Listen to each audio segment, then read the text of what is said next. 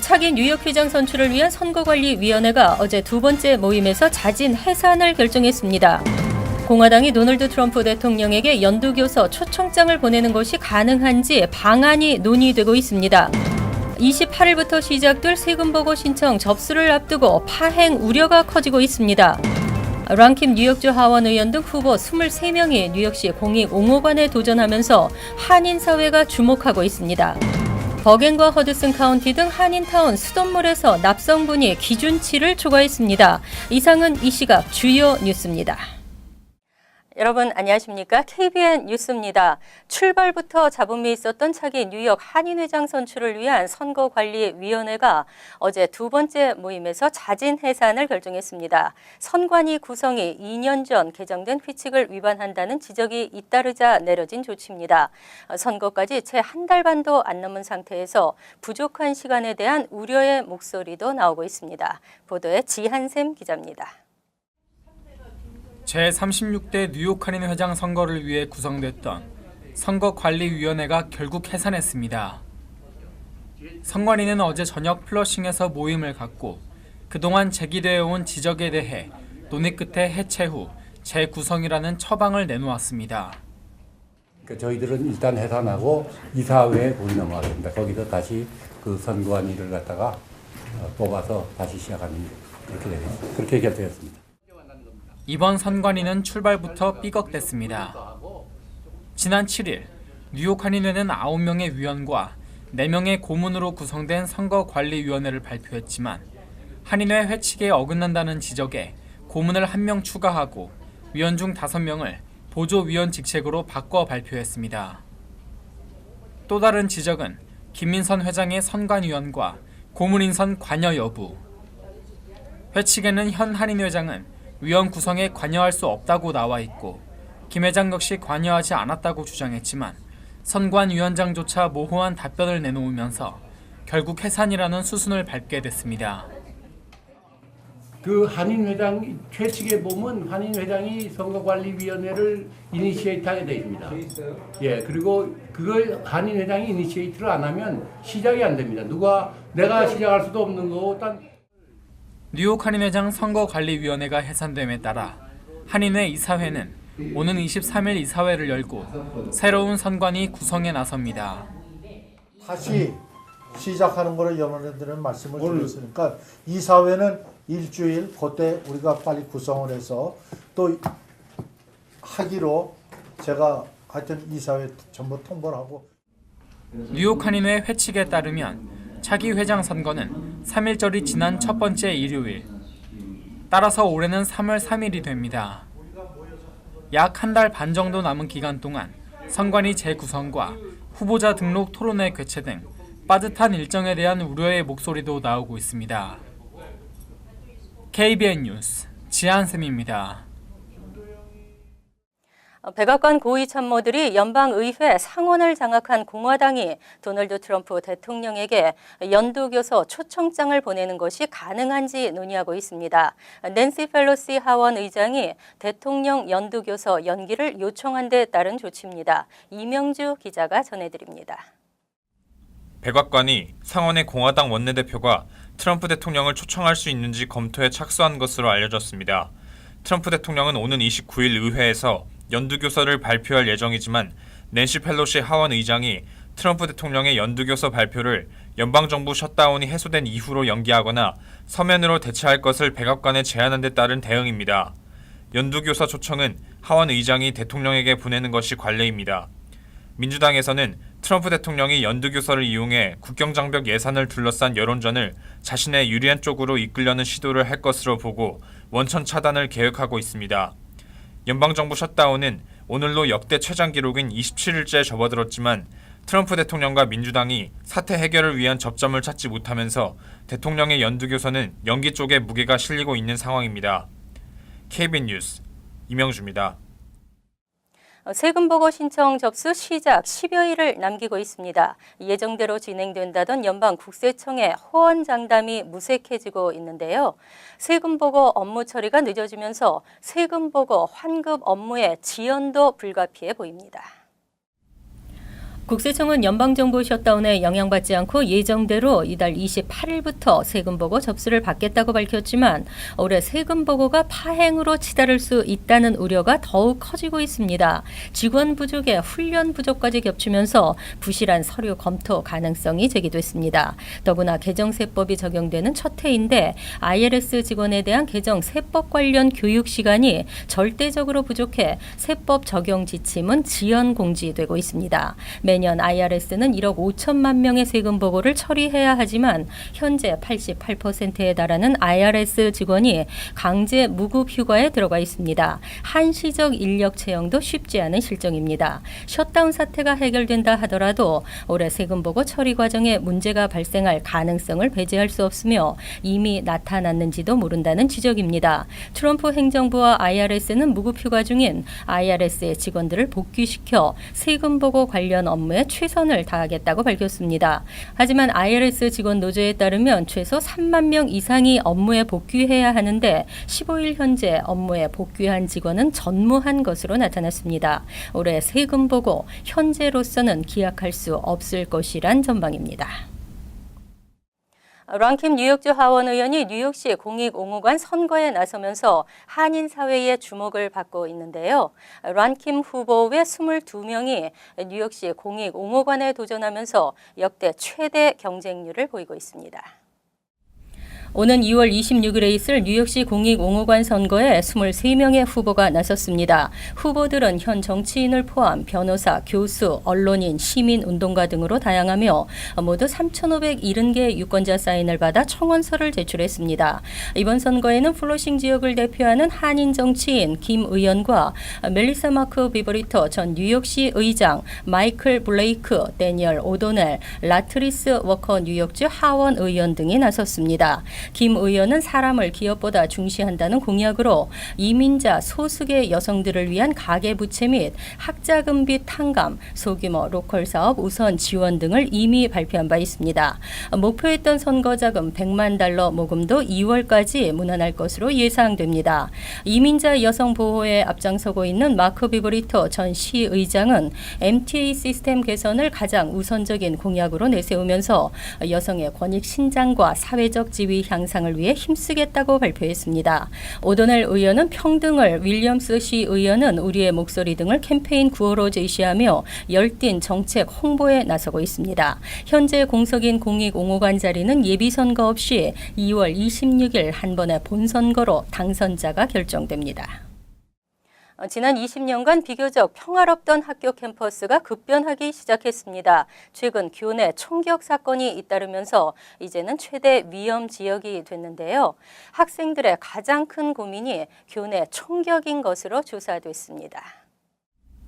온라인 매체 엑시오스는 최근 전국의 14에서 29세 2,235명을 대상으로 전국 학생들의 고민을 조사한 결과 전체 응답자의 68%가 학교 내 총격 문제를 꼽았습니다. 지난해 플로리다 마조리 스톤맨 고등학교 총격 참사, 텍사스 고교 총기 난사 사건 등 한 해 동안 10여 건이 넘는 교내 총격 사건이 잇따르면서 학생들 사이에서는 총기 규제 필요성이 크게 대두됐고 교내는 더 이상 안전한 지역이 아니라는 인식이 커졌습니다. 학생들은 진학이나 구직 등보다 교내 총격 문제, 학교 안전을 가장 큰 문제로 지적했습니다. 이에 대해 하버드대 케네디 스쿨 연구소의 존 텔러 볼프 디렉터는 9.11 테러 등을 제외하고는 지난 20년간 학교 안전을 우려한다는 의견은 많지 않았다고 지적했습니다.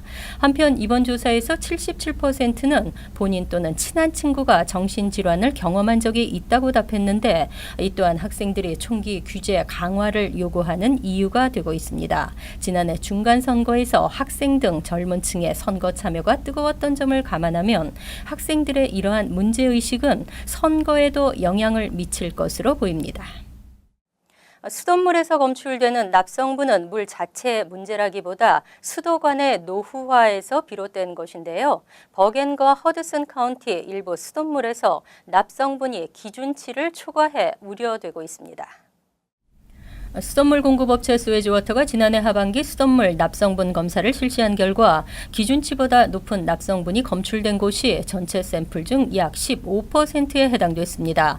이는 그간 스웨즈워터가 실시한 납성분 검사 중 가장 좋지 않은 결과로 버겐 카운티에 속한 53개 타운과 허드슨 카운티 6개 타운에 영향을 줄 수 있습니다. 다만 기준치 이상의 납성분이 검출된 수돗물이 구체적으로 어느 타운인지는 공개되지 않았습니다. 이러한 결과가 나타난 원인으로는 상수도관에서 각 가정으로 연결된 수도관이 노후한 까닭입니다. 스웨즈 측은 수돗물을 공급받는 가정 중 약 5%가 납성분이 포함된 수도관을 사용하고 있다며 수도관으로 인해 식수가 납에 오염될 가능성이 크다고 분석했습니다. 대책으로는 구리나 플라스틱 수도관으로 교체하는 것이 필요하지만 문제는 교체 비용이 3,500에서 6,000달러에 달해 당장 교체에 어려움이 있습니다. 식수에 포함된 납에 대한 노출 가능성을 줄이기 위해서는 수도꼭지가 차가워질 때까지 30초에서 1분 정도 물을 흘려보낼 것, 수도꼭지의 필터를 청소할 것 등이 권장됐습니다. 하지만 납을 제거한다고 물을 끓이면 안 된다고 밝혔습니다. 노아은행이 직원들의 시간당 최저임금을 $20로 상향 조정했습니다. 직원을 소중히 여기는 기업 정신이 반영된 것으로 노아은행의 지속적 발전을 기대했습니다. 노아은행은 지난 14일부터 시간당 $20의 최저임금을 적용하면서 전체 직원의 약 18%가 혜택을 보게 됐다고 전했습니다. 이처럼 시간당 최저임금을 $20로 올린 것은 한인은행계에서 처음일 뿐만 아니라 미국 내 전체 한인 업계에서도 찾아보기 힘든 경우입니다. 현행 연방 법정 최저임금은 $7 25센트, 뉴욕시가 올해부터 인상되어서 $15, 뉴저지는 $8 85센트인 점을 감안하면 뉴욕과 뉴저지, 펜실베니아 등 모든 주에서 법적으로 규정된 최저임금을 크게 넘어서는 것입니다. 직원을 은행의 가장 중요한 자산으로 보는 노아은행의 핵심 가치가 반영됐다는 평가입니다. 노아은행 측은 직원들의 사기 진작과 생산성 향상을 통해 노아은행의 안정적인 발전을 가져올 것으로 기대된다고 말했습니다. 지역사회와 다양한 민족의 자영업자들을 위해 창립된 노아은행은 올해 상반기에는 롱아일랜드 제리코 지점을 신설할 계획입니다. 이 밖에도 맨해튼 지점과 플러싱 지점을 확장 이전하고 베이사이드 지점과 뉴저지 리치필드 지점을 신설하는 등 지속적인 확대 계획을 밝혔습니다. 현대 및 기아차가 엔진 화재를 유발할 수 있는 연료 파이프 결함을 시정하기 위해 총 16만 8천 대의 차량에 대한 리콜을 결정했습니다. 현대 기아차는 지난 2017년 엔진 화재 위험으로 차량 리콜을 했는데 당시 고압 연료 파이프가 잘못 설치됐거나 손상을 입을 수 있고 이것이 화재 위험을 증가시킬 수 있어 리콜을 하기로 했습니다. 기아차의 리콜 대상은 총 6만 8천 대로 2011년에서 2014년식 옵티마와 2012년에서 2014년식 소렌토, 2011에서 2013년식 스포티지 등입니다. 현대차의 리콜 대상은 2011에서 2014년식 소나타와 2013에서 2014년 산타페, 스포츠 등 총 10만 대 규모입니다. 도로교통안전국은 2017년 5월 엔진 결함과 관련한 현대 및 기아차의 170만 대에 달하는 차량 리콜에 대한 정식 조사를 개시했습니다. 연방검찰도 현대 기아차의 엔진 결함과 관련한 리콜이 제대로 이루어졌는지에 대한 조사를 진행 중에 있는 것으로 알려졌습니다. 현대 기아차는 또 370만 대 차량에 대해 엔진 고장 가능성을 경고하고 문제 발견 시 차량 속도를 늦추도록 하는 소프트웨어를 설치하는 제품 개선 캠페인 계획을 밝혔습니다. 교통사고 전문 앤드류 박 변호사가 라디오 톡쇼를 진행합니다. 매주 토요일 저녁 7시부터 AM 710을 통해 만날 수 있는데요. 교통사고 관련 법률 상담을 제공할 예정입니다. 지한샘 기자입니다. 사고 상해 전문 앤드류 박 변호사가 공중파 라디오 AM 710에서 프로그램 진행을 맡게 됐습니다. AM 710은 최대 규모 미디어 그룹인 아이허트 계열 라디오 방송국으로 뉴욕, 뉴저지 지역에서 청취자 70만 명에 달하는 대규모 라디오 스테이션입니다. 앤드류 박 변호사는 그동안 한인 방송국에서의 경험을 바탕으로 AM 710에서 법률 상담을 주 내용으로 하는 토크쇼 진행을 하게 됐다며 앞으로 알찬 프로그램이 될 수 있도록 노력하겠다고 말했습니다.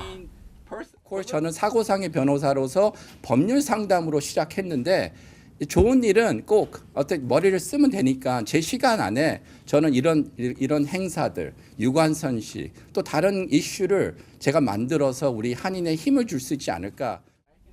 앤드류 박 변호사는 어제 방송 게스트로 토비앤 스타비스키 뉴욕주 상원의원과 최훈희 뉴욕 한인 학부모 협회장을 초청해 지난 15일 뉴욕주 의회에서 표결을 거쳐 통과된 유관술의 날 이야기를 중심으로 녹음을 진행했습니다.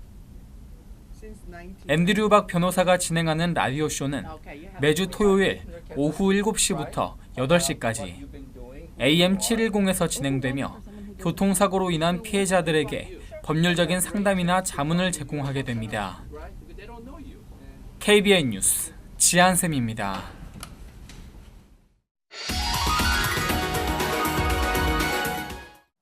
이어서 LA 지역 한인사회 소식입니다. 캘리포니아주 교육국이 일본군 위안부 역사 바로잡기에 적극 동참하고 있습니다. 지난 2016년 고등학교 역사 커리큘럼에 위안부 문제에 대한 내용을 새로 포함시킨 데 이어 이번에는 교사들에게 교육 방법을 안내하는 수업 지도안이 캘리포니아주 각 학교에 전달됩니다.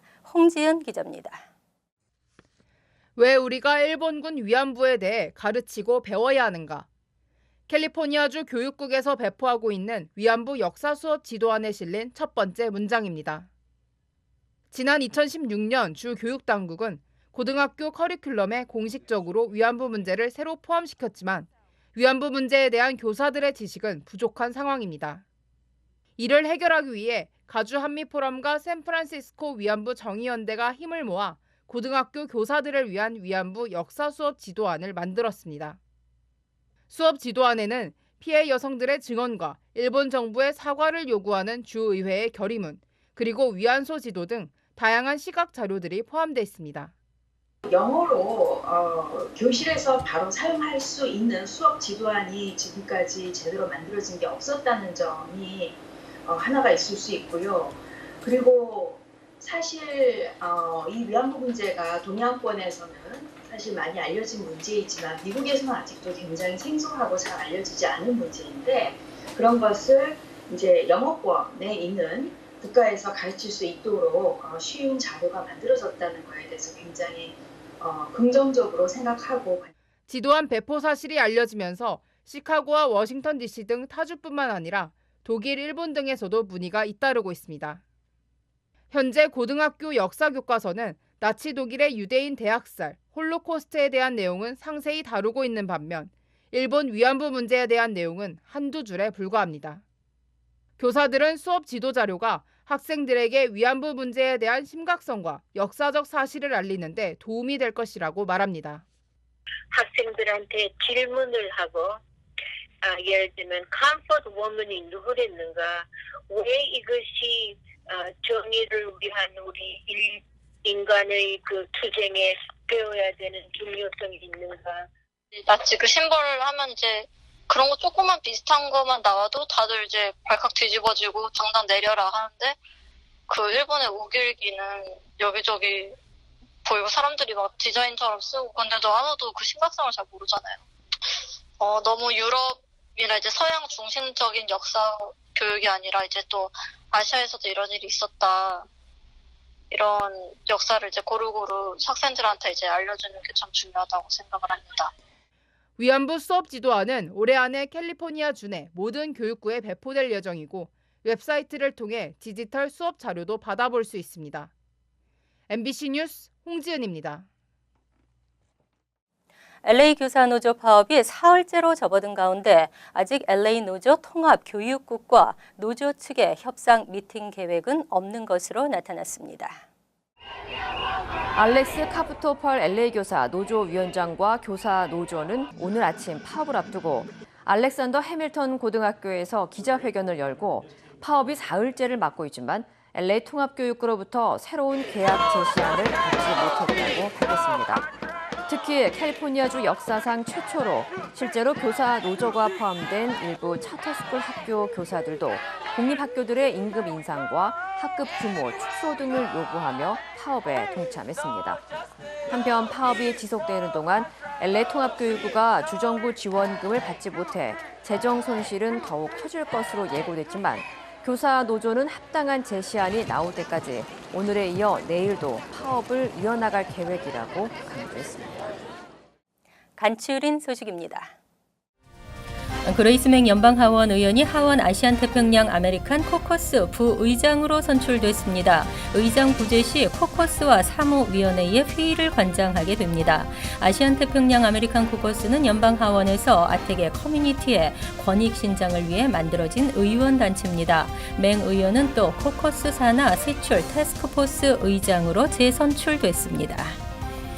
권태진 변호사 부부가 엠파이어 여행사 대표와 함께 한미 장학재단에 25만 달러의 장학금 기부를 약정했습니다. 장학금은 매년 5만 달러씩 향후 5년간 지급됩니다. 한미 장학재단 동북부지부 초대 회장을 역임하기도 한 권 변호사는 지난 15일 한미 장학재단 동북부지회 회장에 재선출됐습니다.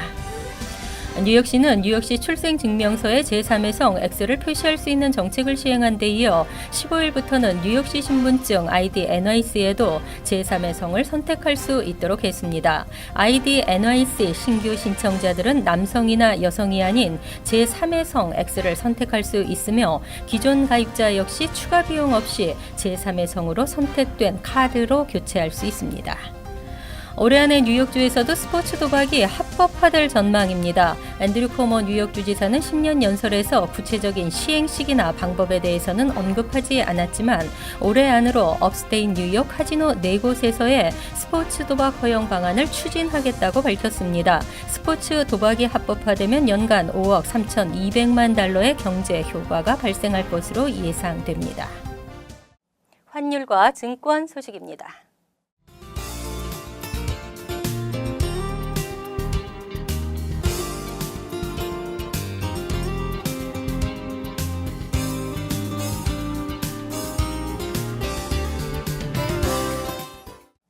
이어서 날씨입니다. 금요일은 오전 중 흐린 가운데 비나 진눈깨비가 내리겠고 오후에는 그치겠습니다. 낮 최고 기온은 41도, 섭씨 5도, 밤 최저 기온은 30도, 섭씨 영하 1도로 예상됩니다. 토요일도 흐린 날씨가 이어지면서 오후에 눈이나 진눈깨비가 내리겠습니다. 적설량은 1에서 3인치로 예상됩니다. 일요일은 바람이 많이 부는 날씨에 1인치 정도의 눈이 예상됩니다. 이상으로 KBN 뉴스를 마칩니다. KBN과 함께 편안한 하루 되시기 바랍니다.